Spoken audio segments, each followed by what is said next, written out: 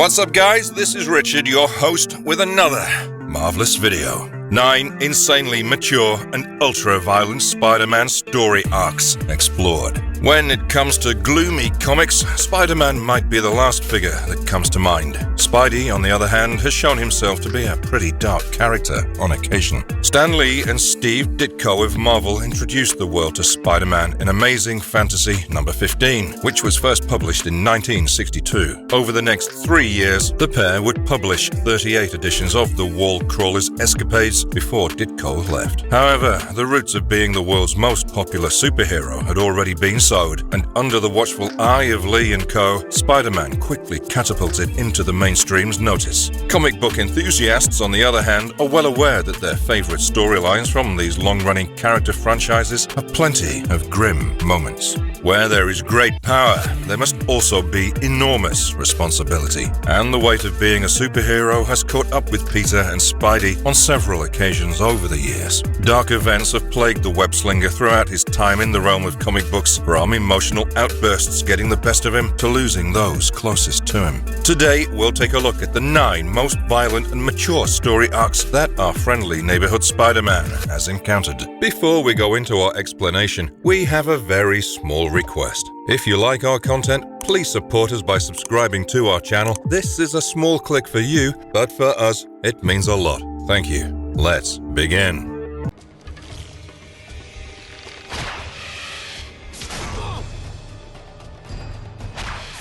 Number 1. Kraven's Last Hunt. The first dark and violent moment that we'll discuss is Kraven's Last Hunt. Kraven established himself as a formidable and popular villain throughout his time lining the pages of Spider comics. Kraven, one of Spider-Man's most fearsome opponents, used his talents as a huntsman, tremendous physical strength, and potions to knock Spidey on his back on multiple occasions. And his demise in Kraven's Last Hunt was a fittingly dark conclusion for such a complex and frankly frightening character. The plot begins with Kraven luring Spider-Man out of his hiding place, injecting him with a tranquilizer and burying him alive. He then embarks on a vigilante rampage costumed as a superhero against the city's villains, even managing to wipe out vermin in the process. Spider-Man finally recovers and pursues Kraven, who surrenders with no fanfare, declaring that he has already made his point and demonstrated his strength to everyone. The huntsman then sets vermin free and returns home triumphant, finding his final moments of serenity before drawing a gun and shooting himself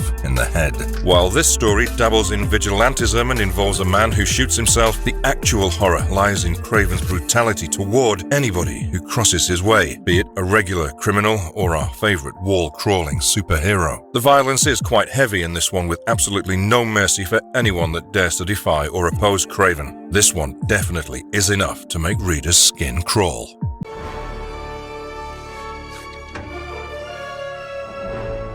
Number 2. Back in Black.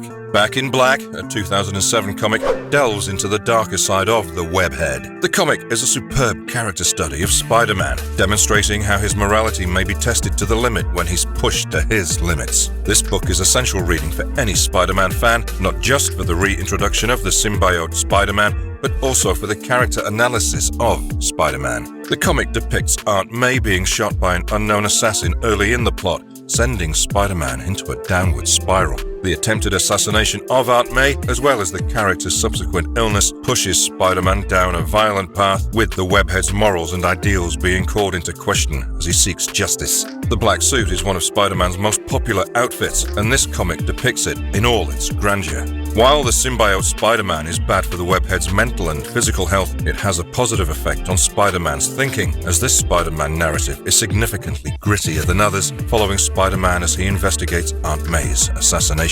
Spider-Man's power is increased by wearing the black costume, but at a cost. It brings out the ugliness in his own personality. While this is horrible enough at any moment, Spider-Man's inner darkness has already been heightened as a result of the attack on Aunt May. Spider-Man is very ruthless in this tale as a result of his innate rage and the black costume, almost killing numerous adversaries and torturing one of his most iconic villains in the process, as well as meeting up with well-known villain the Kingpin, adds to the darkness. In order to figure out who was behind his aunt's death, Spider-Man breaks certain very specific regulations in this chapter. During the comic series, Spider-Man would perform less violent acts of crime, such as fraud, in addition to torture and terrible brutality. Throughout the plot arc, Spider-Man commits a total of 9 felonies. The plot also takes place after the Civil War. The protagonists in this story are still feeling the effects of the Civil War story arc, indicating that Spider-Man's mental state was already weak at the start. Lastly, one of Spider-Man's distinguishing characteristics is his anonymity. Because the mask is typically the last line of defense for individuals close to Spider-Man, when Aunt May is attacked, Spider-Man is unconcerned about the mask. This demonstrates how rushed Spider-Man has become, as he no longer wears his mask when battling and tracking some of the Marvel Universe's most deadly criminals, making this one of the darkest arcs. Number 3. The death of Jean DeWolff. Jean DeWolff was a recurring character in the Spider-Man mythos, first appearing in Bill Mantlo and Sal Buscema's Marvel Team-Up number 48 in 1976. The NYPD detective would frequently collaborate with Spider-Man, functioning as one of the few authority officials who trusted the wall crawler. She'd inform Spider-Man of any new villains discovered by the cops, including the Black Cat. However, DeWolff is now better known for the story surrounding her death, which signaled the start of a far darker period for the wall crawler. This tale still resulted in the development of one of the most iconic Marvel villains of all time, as well as a gripping mystery surrounding the Sin Eater. In his first appearance, the Sin Eater used a close-range shotgun blast to kill Jean DeWolff while she was sleeping. Because Spider-Man isn't present for the murder and just hears about it in passing, the narrative arc titled The Death of Jean DeWolff begins on a sad note due to the savagery of the crime and its suddenness. In order to track out the elusive culprit, Spider-Man links up with Daredevil in a mystery. This leads to Spider-Man going on a hunt to find her killer. We ultimately witness someone posing as the Sin Eater break into the Daily Bugle, but he's subdued by Peter Parker in disguise. Emil Gregg alleges that voices in his head urged him to go out and kill people, prompting a media frenzy around the killer, culminating in a tell-all interview with another reporter named Eddie Brock. In a twist, Daredevil, on the other hand, recognizes that Gregg isn't the same as the killer he and Spider-Man battled earlier. They eventually figure out that the man who killed Jean DeWolff was Stan Carter, the cop who informed Spider-Man of his death at the opening of the story. Emil was Carter's next-door neighbor, and the voices he heard were Carter's personal recordings. Number 4. Spider-Man: Grim Hunt.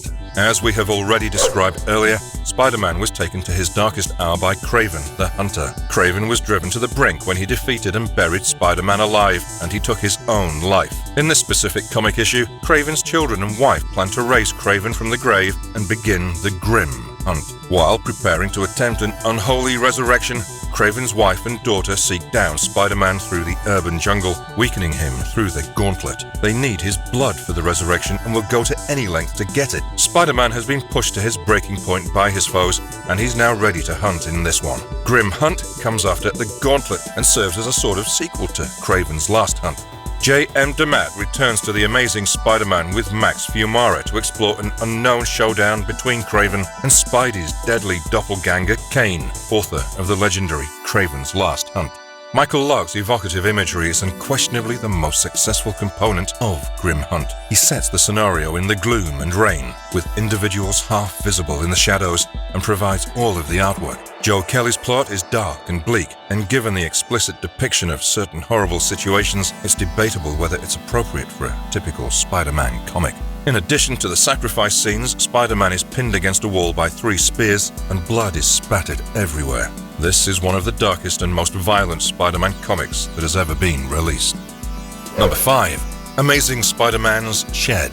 The sacrifice of a character's child to make the villain seem more evil is the cherry on top of this comic, which features horrific violence, threatened rape, a grim and gritty revamp of an existing villain, and, as a cherry on top, the sacrifice of a character's child to make the villain seem more evil. The concept for Shed is based on the current Amazing Spider-Man arc, in which the Kraven family has abducted mystical fortune teller Madame Web and is using her to obtain spoilers on Spidey's impending adventures in order to screw things up royally in new and exciting ways. This takes place while Connors is starting a new career and fighting his reptile instincts while his new boss continuously trash talks him and hints on his lovely lab assistant. He becomes territorial, transforms into a snake, and commits heinous crimes. Before that, we see Connors working, trying to keep it together, attempting to speak with his kid, whom he has repeatedly threatened with death, but failing miserably in virtually every aspect of human interaction, because his brain has simply become too reptile. He has continual internal conversations between the human and reptile parts of his brain, and he thinks in terms of territory and treats his ladies like property.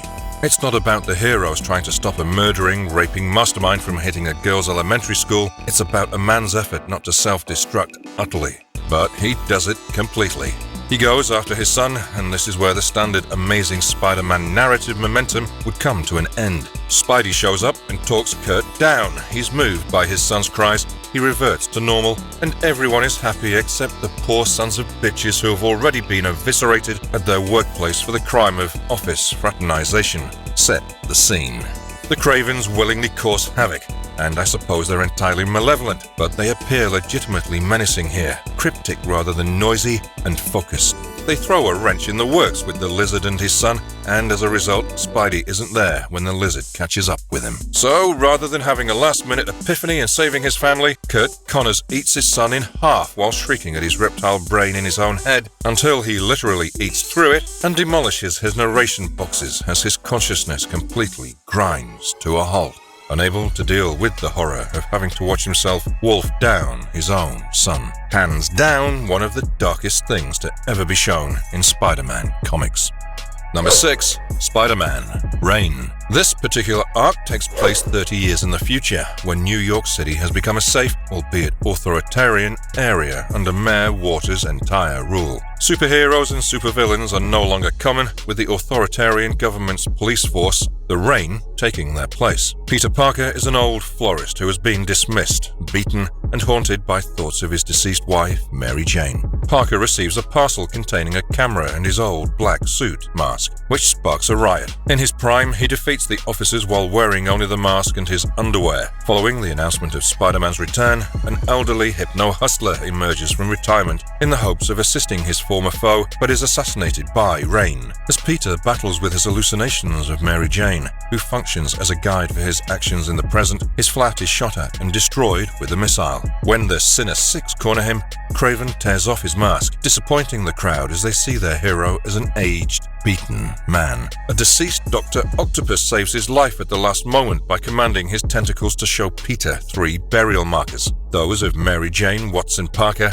May Parker, and Ben Parker. The surviving members of the Sinister Six and Venom are defeated by Spider-Man. After Venom and the Reign are vanquished, Jameson reports that not only have the crime levels returned to pre-Venom levels, but the superheroes have as well. When Peter visits Mary Jane's tomb, he says that one day he will be with her in peace, but that he has responsibilities to attend to until then. One of the saddest story arcs we have read of our beloved Spider-Man.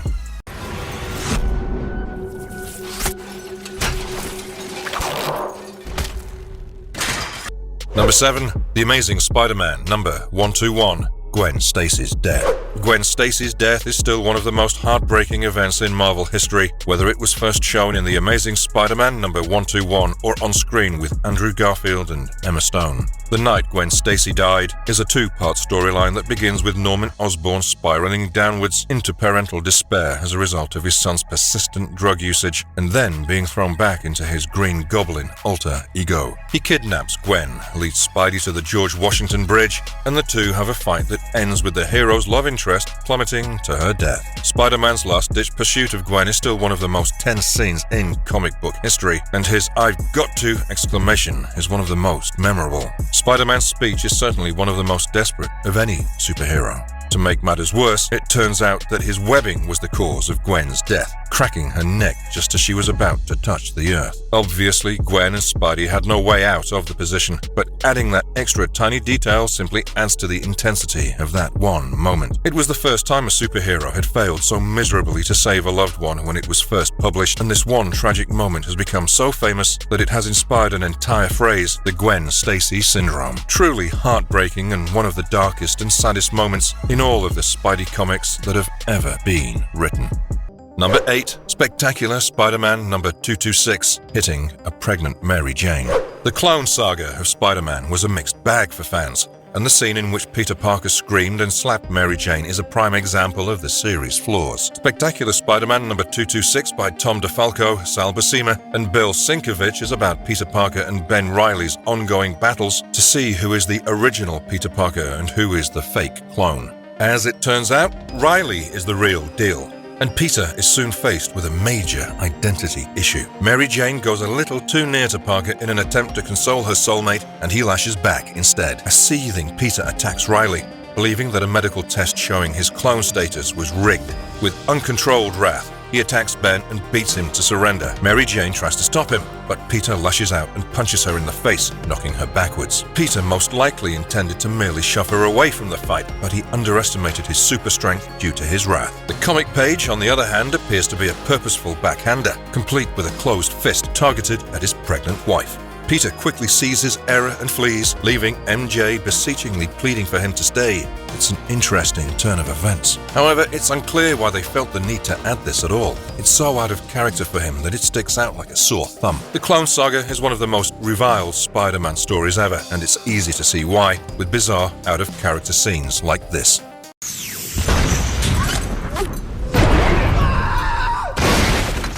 Number 9, Ultimate Spider-Man, number 160. Peter dies. In comic books, a hero might die in a variety of ways. This sort of thing happens all of the time.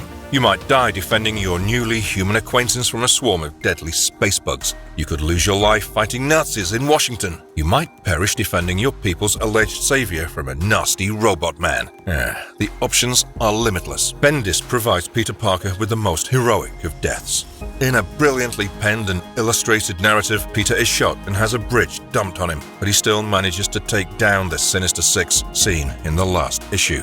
He's been tortured, battered, and nearly shattered. But now he's facing his greatest foe, Norman Osborn, his creator. Despite being outmanned and beaten to a pulp, Peter pulls off a last-ditch save that puts Norman and himself out for good. Peter smiles as he rests on the ground. For the first time since his uncle's awful death, he has done everything properly. As obvious as Bendis' fondness for the character is, Bagley's dissatisfaction with the way he depicts the character through his ultimate victory is equally apparent. It's an emotional ride through the imagery as Peter is pummeled left and right before ultimately taking his winning stand, and it's Bagley's art that truly brings the emotion home as he lays still on the dirt for one more time.